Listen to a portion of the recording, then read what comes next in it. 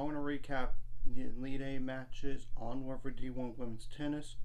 And I can tell you one thing right now. I was right about the national title match in terms of the two teams, but not the winner. The only team I got picked wrong, in the Elite Eight, I'll tell you later. First of all, the 1 seed North Carolina defeated Texas 4-2. And if you want to check out if it was with doubles point or not, you could look it up. The 3 seed NC State defeated 11 seed Iowa State 4-3. A little bit tighter than I expected. The 1 seed North Carolina. First of all, the 4 seed Georgia defeated Michigan 4-0. The 7 seed Stanford defeated 2 seed Texas A&M 4-0. I didn't feel comfortable with Texas A&M even as a pick, to be honest, because A&M hasn't looked impressive. Yeah, they lost doubles point and 5 first sets. Hard to come back from that. Now in the Final Four, the 1 seed North Carolina defeated Georgia 4-0, and NC State, the 3 seed, defeated a 7 seed Stanford 4-0. But in a national title match, North Carolina won the whole thing for the first time in program history. And it would have been like whoever won a national title match wins the first NCAA title. But I want to go with the score line in terms of what happened in singles and doubles. Now North Carolina, they finished the season 35-1. And they have been due for a national championship. They have been really, really solid at national indoors, including winning a few in a row. Check out their history. First of all, number 2 doubles, North Carolina won over Elizabeth Scotty and Carson Gillig, won 6-1 against Nell Miller and Amelia Rajecki, that were number 9 in the country. But they have not played in doubles. They have not played that great all week for NC State. Now, Diana Schneider and Alana Smith, the number 4 doubles team in the country, defeated Fiona Crawley and Abby Forbes on number 1 doubles 6-4. But Reese Brentmeyer and Riley Tran from North Carolina defeated Sophie Abrams and Abigail Riccelli from NC State 6-4. Both these teams split first sets, by the way. But the first result was Diana Schneider from NC State, the number 7 player in the country. But according to WTA rankings, she's in the top 80. Yeah, you heard me correctly. For sure, top 100, top 90. She only lost like 1 game combined prior to this match, but she won 6-3, 6-4 against Reese Brentmeyer, the number 8 player in the country. Then the next result was Fiona Crawley from North Carolina won her match 6-2, 7-6, 7-2 in a tiebreaker against Alana Smith, the number 13 player in the country. And Fiona Crawley was the number 1 player in the country. Then the next result was Elizabeth Scotty from North Carolina, 107 player in the country in singles against Abigail Riccelli, and that was a number 87 player in the country, and it was really tight in that first set. 7-6, 9-7 in the tiebreaker, then 6-3 in the second set. And what clinched it all was Carson Gillig, the number 28 player in the country, at number 3 singles against Amelia Rajecki, who was ranked number 26 in singles from NC State. It was like 6-4, 4-6, 6-3. But I will say the number 5 singles spot, Riley Tran, the number 100 player in the country from North Carolina versus Sophie Abrams, that was a do not finish. 4-6, 7-6, as in 7-2 in the tiebreaker, then 1 game off in the third set. But Anika Yalagada, the number 38 player in the country for North Carolina, number 6 singles against Junior Gentman from NC State, was like 3-6, 7-5, 2-3. Yeah. Now I'm going to go over like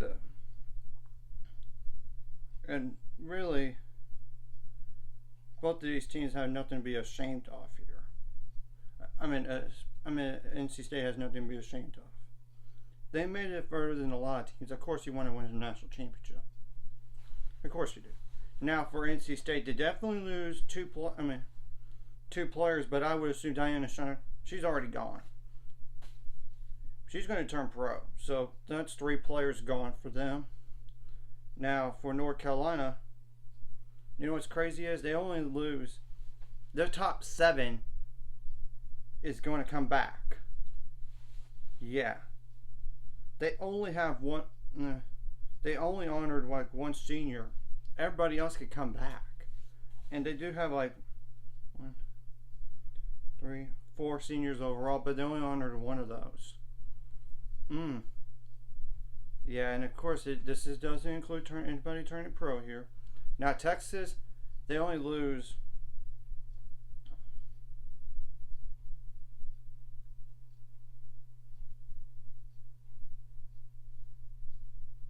Marley Zane and Gabby Kusana. Gabby Kusana was on her senior day. Marley Zane, she didn't play for the rest of the year after some point. Yeah. So really, they're going to bring back every starter in singles and doubles. Now Michigan, they're going to bring back nearly everybody except 2 seniors. So in Georgia, I got to look.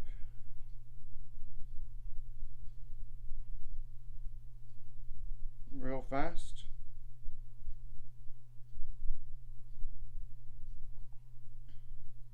Yeah, they have for sure 1 senior, but they did honor the other 2 seniors. I don't know if they're going to come back for another year or not, because you know they have still that COVID year. But they probably are prepared. Iowa State has 3 seniors. They could all come back potentially, but I don't know. But really, 2 of those are just starters consistently. So we'll have to wait and see on that.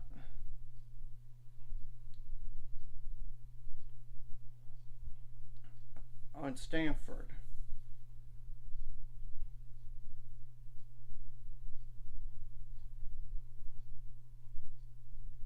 they for sure lose 1 senior, maybe another one. If nothing else, they're going to be prepared. Now Texas A&M, I'm going to say this about Texas A&M. They were down Carson Branstein for a while due to injury, and she's already decided she ain't going to come back. She's going to be on the pro tour. Yeah, they're going to lose her, and she was the number 1 player, or number 2 when healthy. They also do lose 2 other seniors as well, so yeah. Carson Branstein could technically come back, but I don't. What it sounds like when you check her Instagram and A&M deal, senior day, I don't think she's coming back, but I could be totally wrong. So that's just a recap and kind of the Elite 8 onwards in terms of the scores and national title match as well. In addition, I went over every single roster, and if you want to check those out individually, you can go to the websites. But I will say NC State did have the best opportunity because they're not going to have that Diana Schneider next year. They're not going to have Alana Smith next year. Yeah. I mean, your top 2 is going to be gone, but in singles, and part of your number 2 doubles is going to be gone too. And your number 1 doubles is already gone. But we'll have to wait and see what they do. Oh, and we're going to check out what happens in the off season here. And I know players could turn pro, enter transfer portal, coaching changes. And I know Georgia's getting a new coach because he's going to retire. But they already got a plan in place. So, anyways, if you like this content, like and subscribe. See you guys later. 5 subscribers. We're on the road to. Let's go.